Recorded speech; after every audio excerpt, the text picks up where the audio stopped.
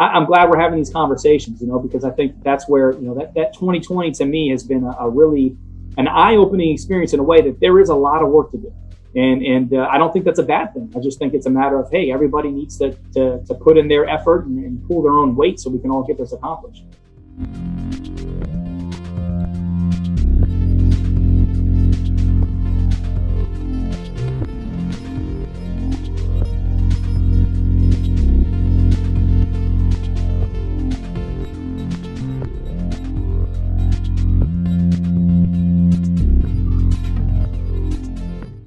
We're here today with Rob Keefe, the head coach and president of football operations for the Arena Football League's reigning Arena Bowl champions, the Albany Empire. Rob and I, we were teammates back at Mercyhurst. Shout out to Mercyhurst football. We were there when it was called Mercyhurst College. Now it's Mercyhurst University. We're old. Yeah, move to the university there. So, Rob, how you doing, man? I'm doing good, man. Thanks for having me on, man. It's good to see you. It's good to be a part of this. You go from an incredible high of having two successful coaching seasons with the Arena Football League team, the Albany Empire, and 3 months after you win, you hear that the league is folding, and then a few months after that, COVID hits and it takes hold of the country. I mean, going from such an incredible high to that incredible impact of a low. What were your feelings? What was going through your mind? Yeah, it's funny that I get asked that a lot. I've been doing football all my life, and I think the first thing that football teaches you is how to deal with adversity. So I know there's a lot of people out there that are going through some really, really tough times. And when this first happened, when the Arena Football League folded, completely financial, the good way I describe, I think, arena football, it's much like AAA baseball. So it's professional, we get paid, the players are compensated. A lot of players that I've coached over the last 10 years are now in the NFL or have played in the NFL. So it's kind of, that true minor league system to the NFL. But much like a working actor, hey, look, I might not be in the big time, MGM, Paramount Pictures movies, but I'm doing commercials and I'm doing plays. I'm on Broadway, that kind of stuff. So it's unfortunate sometimes when things like this happen because you don't have these millions of dollars to rely on. So you're a working coach, if you will, like a working actor. And so when the Arena Football League hit, for me, I was upset for everybody that was involved in terms of, employment situations and, everybody all the players that unfortunately don't have another platform to put forth their skills, or the coaches to be involved in an opportunity to show what they can do. And then when COVID hit, then it was really real, even furthermore. So, there's a lot of leagues, the XFL, obviously the Rock is involved with that, Canadian Football League. There's a lot of avenues that players can make money or coaches can make money when it's not the NFL. But COVID really, like a lot of industries, took all of that out. And I think the economic impact, really hit a lot of us working coaches, if you will. So yeah, it was tough, but I think for me, giving respect to everyone that has been going through this in some way, somehow, whether it be financial or mental or emotional, whatever it might be, for me, from an adversity standpoint, I won't lie, I'm compensated very well. So I was able to, kind of financially be okay. But, I just feel for the country. I think that was where my head was at. I feel for a lot of the players. I mean, when it talks about my industry, when you go from 26 to 28 and you're trying to get into the NFL, that's an opportunity where those players have really lost a good part of their careers in terms of showing what they could do. How has this pandemic affected you? I haven't told anybody this. And look, man, I trust you. I love you. And I'm okay, comfortable talking about it. That for me, I had COVID. And I literally have not told anybody outside of my family. I had COVID in October, living in Orlando, Florida. Man, I'm masked up. I literally get my groceries. I order my groceries. Florida's a little different. It's not as as heavily, I think, restrained as New York is. There's A lot of people, unfortunately, walk around without masks, and there's a lot of things that are going on. You know, high school football continued. You know, you can kind of compare every state to state.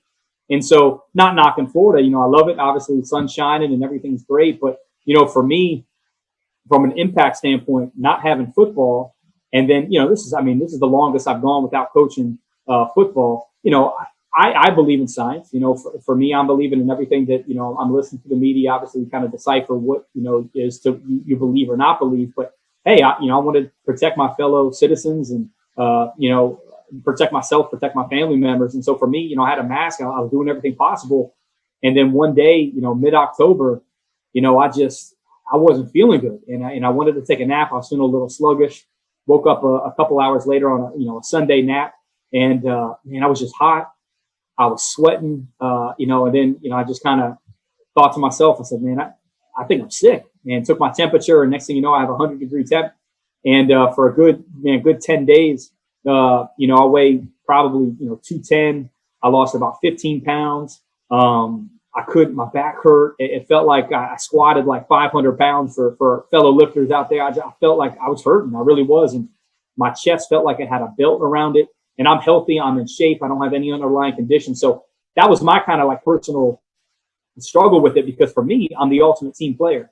And I was like, I did everything right. So I was kind of embarrassed in a way where I felt like I did something wrong in a way. Like I felt like I didn't take all the precautions. I mean, I don't touch doorknobs. I mean, I touch doorknobs with my shirt. Like I'm on that kind of level. You know, if anybody coughs, I turn around and I walk right out of the room. So, you know, for me, that was my experience with it. And then, to be honest with you, you know, I've been doing everything I possibly can just to kind of, you know, just stay focused, to be patient, and, you know, kind of self-betterment, if you will. But, you know, I'm good at the patient game. And I think that's where, from a professional football coach standpoint, I'm good with adversity. You know, I'm good if I'm challenged with something. Again, I think my heart goes out to a lot of people that have, you know, difficulties dealing with this. Personally, for me, it was hard not seeing my family. You know, my father turned 70 recently. My mom's 66. You know, I haven't seen them for a year. I mean, last Christmas was the last time that I saw them. So that's been difficult. But I think just like we're doing now, Zoom and technology, I think for my family has really helped out in the sense where we're able to still stay connected. You told me about your experience. My mom and my sister just recently got over COVID, and we all live together. And you know, we were talking before we started the interview that I have a son, you know, and we're all in this together. So it's tough to see, you know, just how those, you know, how the symptoms play out and how that affects the people that you love. It's, you know, disappointing and frustrating to see people treat this as a joke, or treat this as a hoax, or treat this that, you know, like this is a part of some bigger agenda for whatever reason.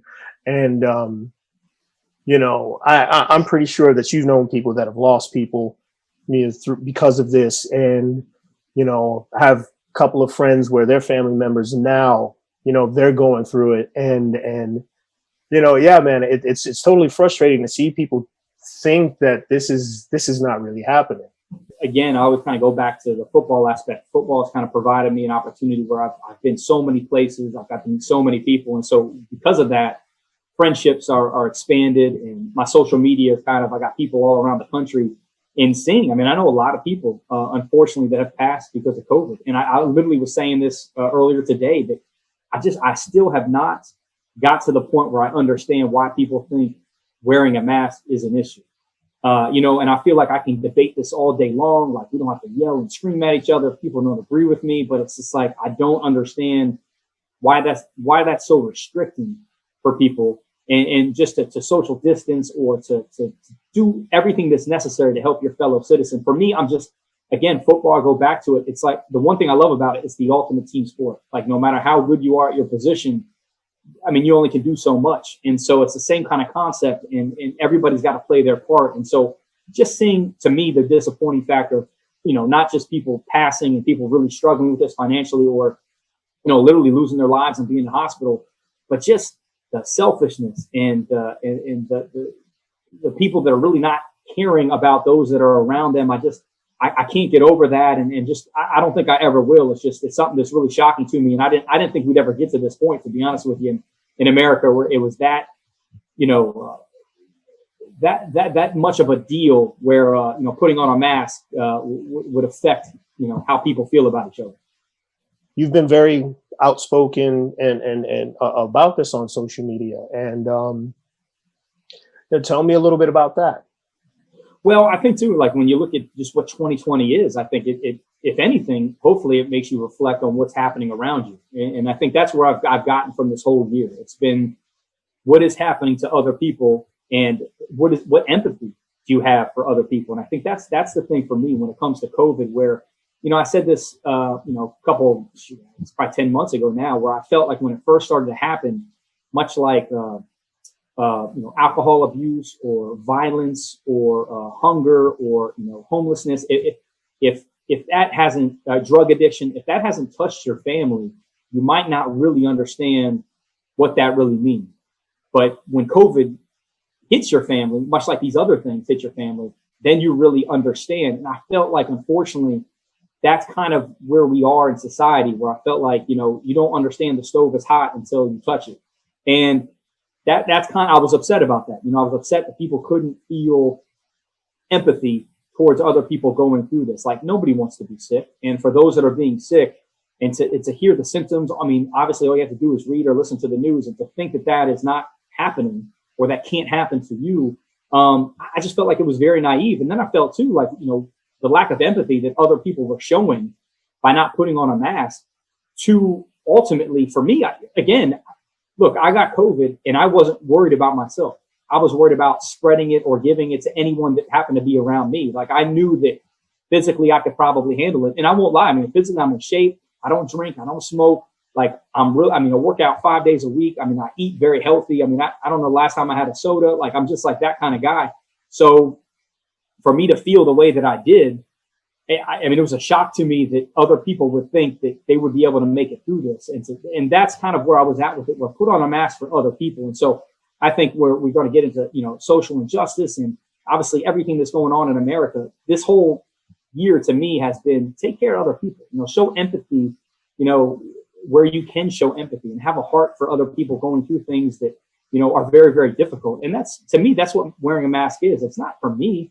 What's at the end of the day, I wear a mask, big deal. I wear it, like, literally when I step out of the house, I don't even take it off in the car. That's just how I am. I mean, the thing never leaves my face. And, hopefully we can get through this. But I think I was taken aback, I think, of how many people did not take care of other people, over the course of these last 10 months. I mean, it was really just a shame for me to see that.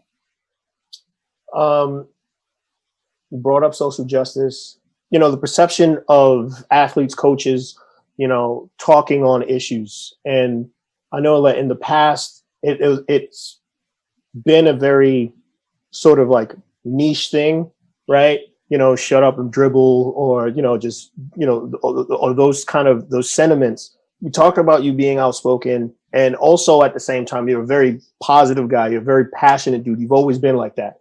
And so why do you feel like it's important for people like you to stand up and speak out for things that you are passionate about? Well, I think for me, being from the Washington, D.C. area, I'm very fortunate of how I grew up, very racially harmonious culture. A great example of this, remember the Titans, that high school, T.C. Williams is the name of the high school. It's probably 5 minutes from me. Alexandria, Virginia is the neck of the woods I'm from, right outside of Washington, D.C. I went to high school in Washington, D.C., but T.C. Williams, again, Remember the Titans movie, I remember seeing a documentary on it on ESPN, and they were saying there was over 278 different nationalities that were represented just in that high school alone. I mean, that's the kind of area that I came from. So to me, it was kind of foreign to me, lack of a better term, but it was foreign to me when, you start growing up and you start expanding your horizons, that people don't see diversity in the same way that I do, where I think it's an unbelievable experience. I mean, to know different cultures and different friends and experiences and foods and just amazing things. And then to see that a lot of America is not like that. And I've always been, someone that has noticed that. My mother is Lebanese. So I've been I look and identify as a white male, and people wouldn't realize that I have, an ethnic background in my culture. So for me, it was, I think, poignant in 2020 to be as passionate as I possibly could be when it comes to diversity, when it comes to inclusion. I feel like some people think that it's just, hey, it's a year in politics, so these just happen to be like propaganda. And it's like, for me personally, this is how I've always felt, and I think that, George Floyd was the tip of the ice cap. I mean, I think that again, I keep going back to this word empathy, and there's a lot of people that are still trying to learn, and I get that. And there's a lot of people that are, and we have phrases like white privilege, and a lot of people can't wrap their minds around that, and it offends them. And there's so many different topics that we can kind of touch on. But for me, the biggest thing is just opening your eyes, being empathetic to how other people live. And again, from a person of privilege, and I say that white privilege, I walk around in the absence of racism. That's to me how I describe white privilege. That I don't live with racism, and there's a lot of people that can't put themselves in a position of a person of color because they don't understand that. And so for me, it's just about dialogue. And I think for me, being, again, a very positive person, passionate about what I believe in, that I want people, if I can, again, I'm a minor league football coach, but if I can use my platform in any way to shed light on what diversity and inclusion means in a positive, I'm going to do that to the best of my ability and hope open some dialogue and share that with people to help them. And I know we've known each other for a long time, and that I grew up in the South Bronx, and it's the same thing, and it's it is refreshing to be able to sort of address those things, because again, people could look at you and perceive things, but in all actuality, you come from something completely different. For me, the ignorance of this whole thing comes behind. It's like, I mean, what do people think, regardless if you grew up in a town where everyone looks exactly like you? I think in this day and age, we can all respect the fact that the world is a huge place with a lot of different people that look like a lot of different, other people that you're used to. So to not be accepting of that, that's what I don't get, the acceptance and the ignorance and the intolerance to other people and other cultures, to think that everybody has to think like you or look like you or act like you. It's, again, I always just go back to the simple word of just empathy, just understanding what other people are, just understanding what other people are going through, and then understanding there are common bonds there, and we all share, one love for whether it be country or world or town or whatever it might be. I don't know. I always think, I go back into the chicken and the egg thing, like the nature versus nurture is hate, learned, or is it instilled in you? It's just, for me, it's just be very, very simple. I think, do unto others as you would want to be, done to you. And for me, I was very fortunate to be raised in a family that just celebrated diversity in all shapes and sizes. So again, that's kind of where I go back to it, where I hope that if anything, even for the people who are not tolerant or are ignorant to the fact of diversity and inclusion, that hopefully this year, as tough as it has been, has woke them up to the fact of just what everybody can contribute, no matter who people are.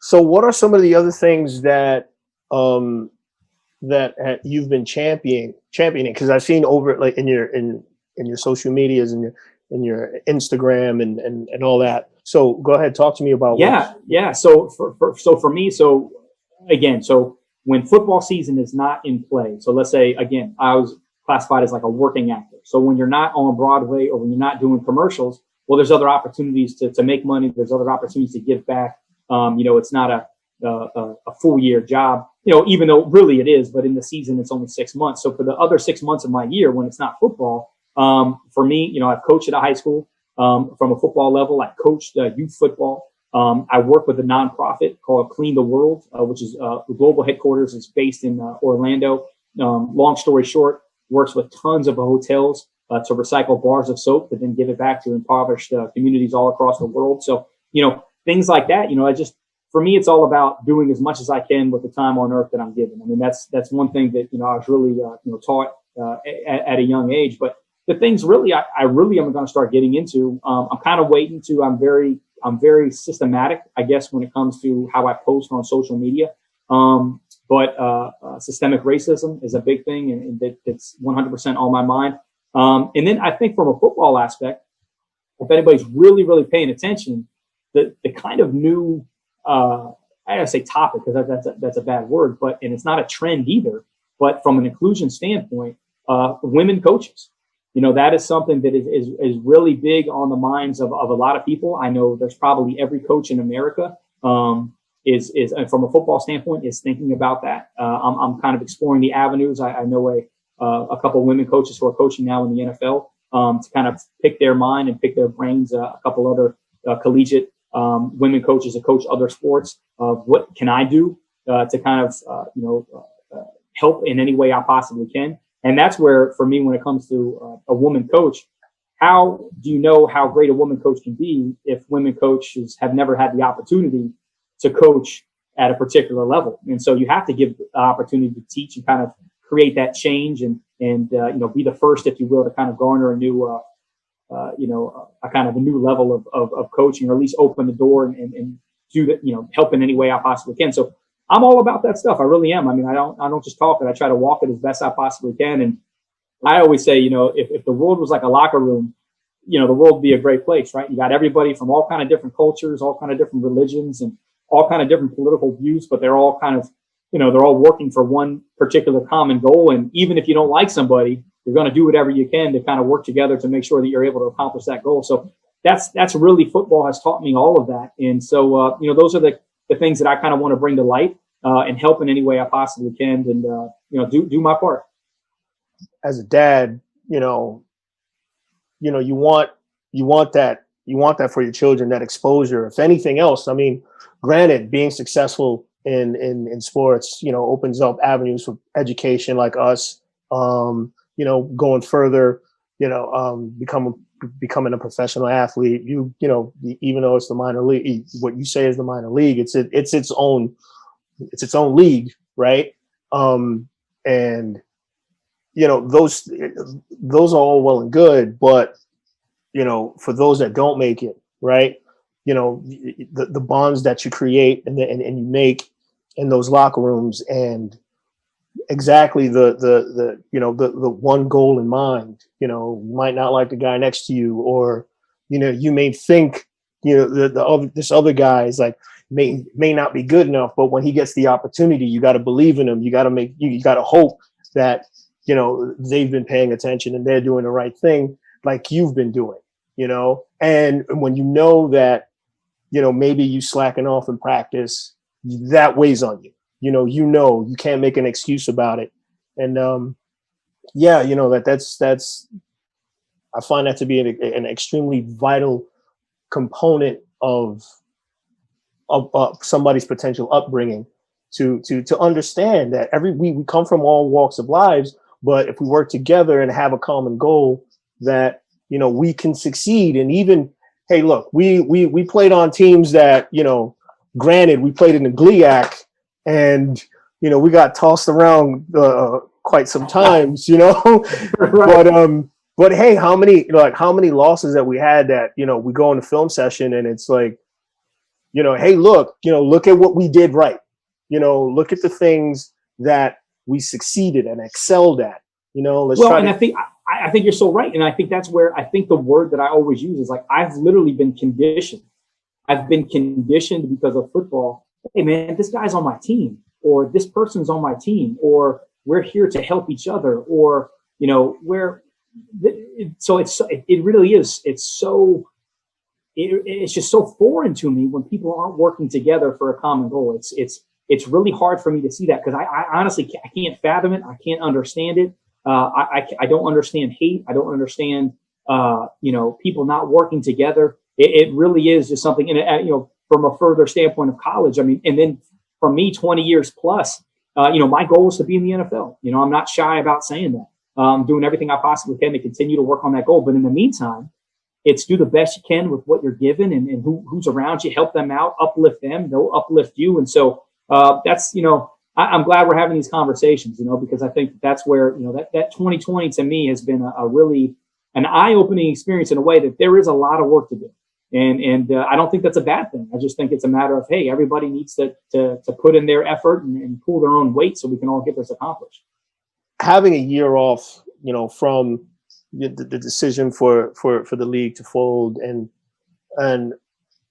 whatever's going to happen in the future, your players, your coaches, people that in the league, how have everybody been handling this situation, without the games being played, and also how's everybody dealing with COVID? Well, I think it's a great question, because really sports is a microcosm of society. So we all don't agree. We all don't agree in terms of shutting down. We all don't agree of starting up. Right now, this is I think for me, you hear the term vaccination, and then it's okay. Well, what does that mean? There's 400 million people in America. So that right now there's 20 million vaccinations. That's a good start, but and we still have a long way to go. I get to a realist point. I'm a very hopeful person, but also as a coach, I want to make sure that I'm not putting people in harm's way. And I always say minor league. I say it's professional football, and I say, unlike the NBA, it's very tough to play in a bubble. And so for us, we don't have the opportunity to play in a bubble. And for us as an Arena Football League, we play in a lot of different states. We're going to be traveling around a lot. There's guys, I'll never forget this. When every arena football season is pretty much the same thing at the beginning. It always starts in that February, March range. And players come from all over the country. You got about 50 players that come into camp. You whittle that down to about 30 to 35. But a lot of times people get sick in that first week or two, because guys, it's the flu season. Guys are coming from all over the place. They're living in hotels. They're in close quarters. Football, it's not like you can't social distance on the practice field. It's very difficult to do that, especially when you're banging and running into each other and locker room stuff. So we got an uphill battle. And I think sports will go as far as society allows us to go. I think if everybody's able to change their habits and wear masks, I'm saying society in a way, wear a mask, the vaccination's taken off, well then, hey, live events. That's really what I'm getting at. And that's what I say about kind of a working actor, to be on Broadway, to be a working actor, to be a musician that travels around the country. It's the same thing as a professional sports player, that we're in live venues. Our fans allowed to be there. Can we operate at 25% capacity? The reason why the NFL and major college football can play right now is because there's TV deals. We'll be on TV. We'll be on ESPN at the end. They show our championship games and they show some playoff games, but we don't have that kind of TV money. So we rely on ticket sales, just like, again, a concert. We rely on people being in the stands. So it's going to get interesting. And, I have some meetings coming up and we have to really figure this stuff out. We might start later on in the season. We might start in May, which is okay. There's nothing wrong with that. You might have a shortened season. I think everybody's trying to adapt. The biggest thing for me is I just want to make everybody safe. And it's interesting though. And I think this is the debate that football is no different than any business. You want to be safe, but at the same time, you want to make sure people aren't, not able to make money, and if financially people aren't hurting. So it's that struggle, and it's that fine balance where you just want to make sure you're okay. If we're playing in New York and we play a team in Florida, do we have to do we have to quarantine when we come back from Florida? Does it affect the next week's game? What happens if we miss a week? Do ticket the sales get refunded? There's a lot of questions that are there that we have to figure out. But for me, again, I'm taking it all in stride. I never panic over things I can't control what I can control, and just do the best I can with the information that I'm getting. What are some of the things that you can learn from observing, this year's NFL season, college football, the sports that are in play and playing right now?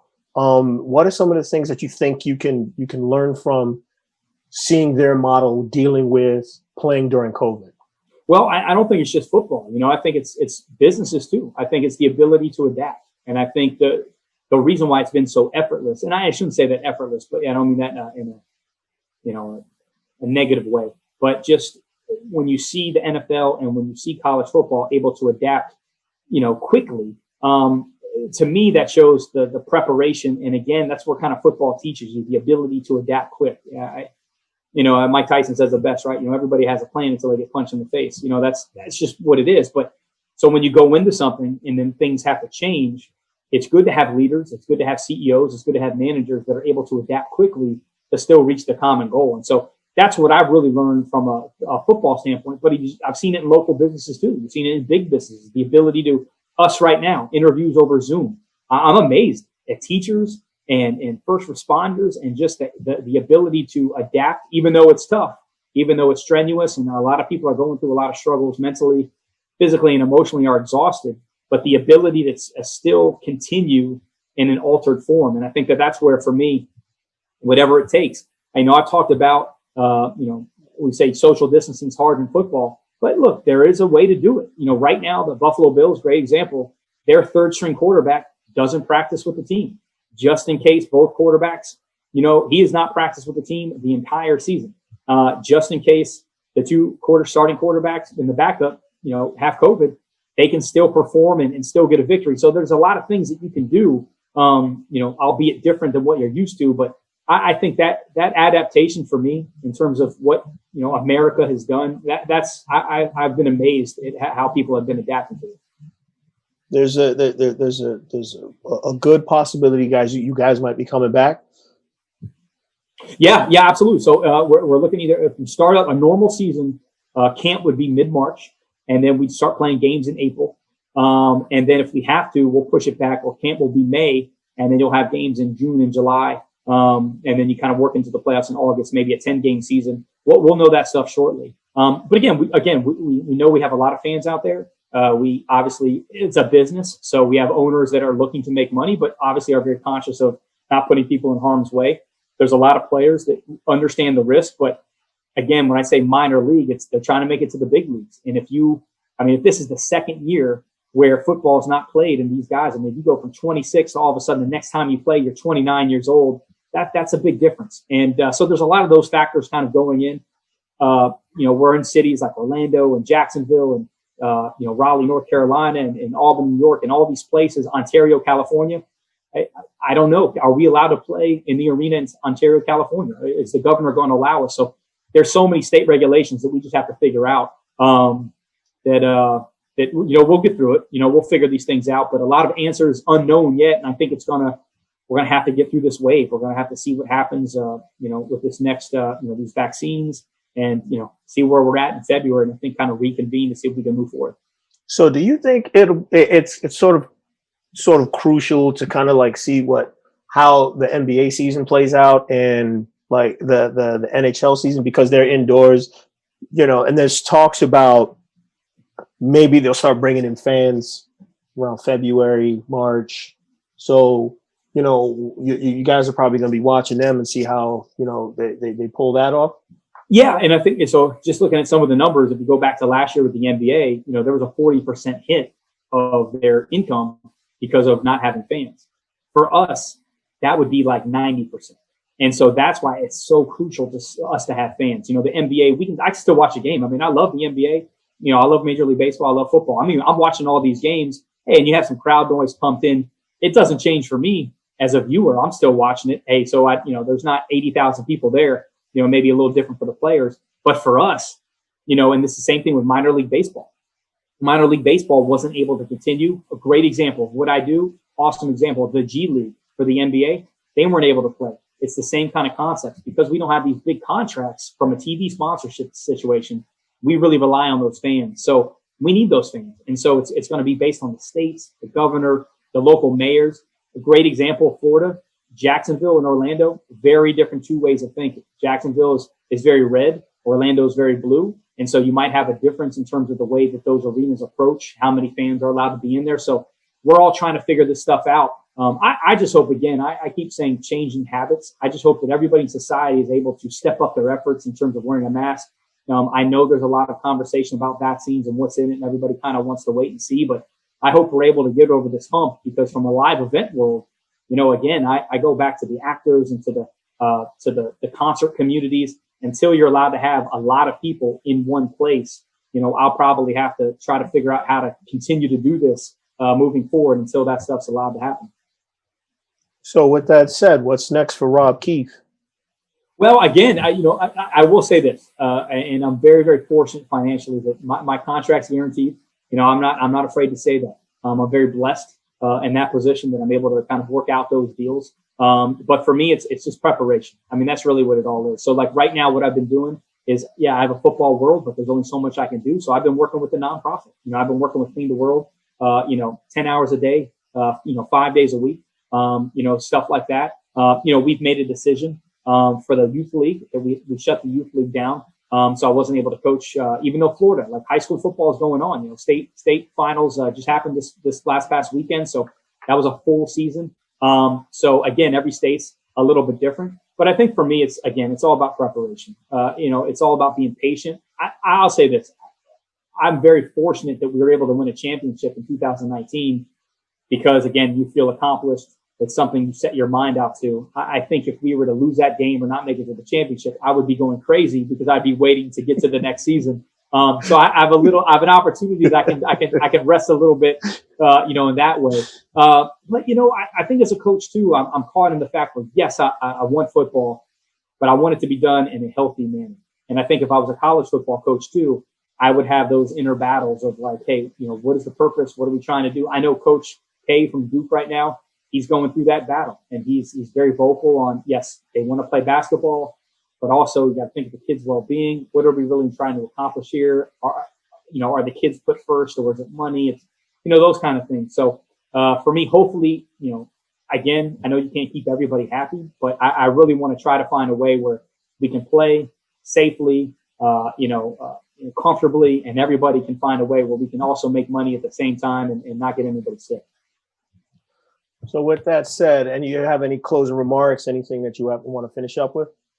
No, I think if anything, I would say this, man, what a testament to our friendship, our relationship, that we could just pick up a conversation like this, 15 years later, like it was nothing, man. And I think that goes back to that relationship conversation, that just when you have so much love for people that it's easy to communicate, it's easy to talk to. So I'd say anybody that was watching this, just know that you're loved and you got friends everywhere. And anytime you need to reach out to anyone, man, it's just a phone call away.